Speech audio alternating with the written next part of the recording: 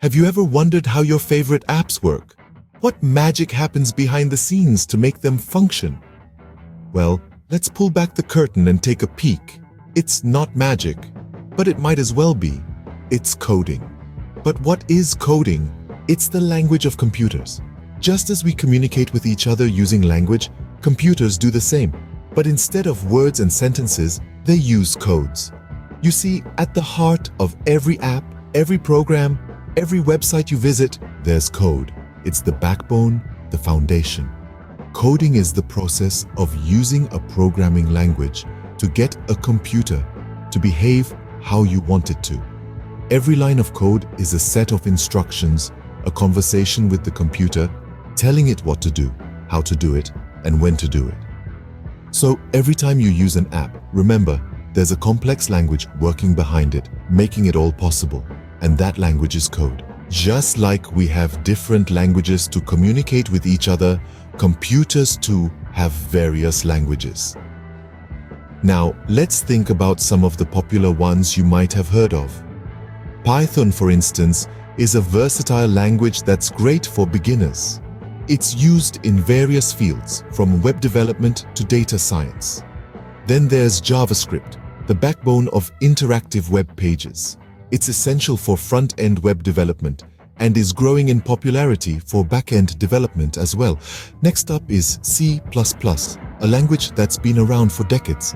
It's used extensively in game development and systems programming due to its high-performance capabilities. Each of these languages has its own strengths and areas of application, and there are many more out there. The key takeaway is that different languages are used for different tasks, each with its own syntax and rules, much like human languages.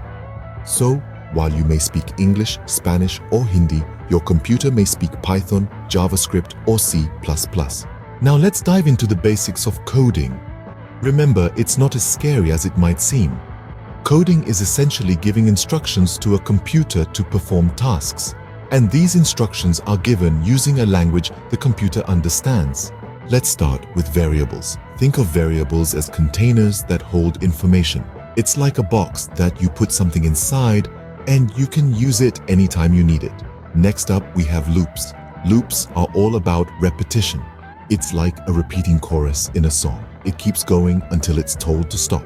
Then we have conditions. Conditions in coding are like crossroads. They guide the program on where to go based on certain criteria.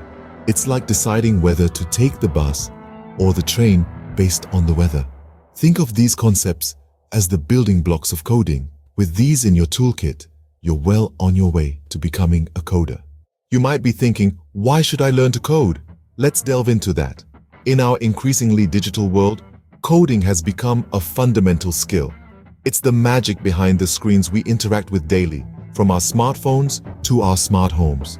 More than just a tool for creating apps or websites, coding is a form of problem solving. It's about breaking down complex issues into manageable parts and then assembling a solution. This logic-based thinking can enhance your ability to tackle challenges in various aspects of life. But it's not just about personal development. Coding can also unlock a myriad of career opportunities. It's a sought-after skill in many industries, not just in tech, but also in fields like finance, healthcare, and entertainment. So, coding isn't just for creating apps or websites. It's a skill that can open up a world of opportunities. Remember, every great journey starts with a single step. Yours could start with a line of code.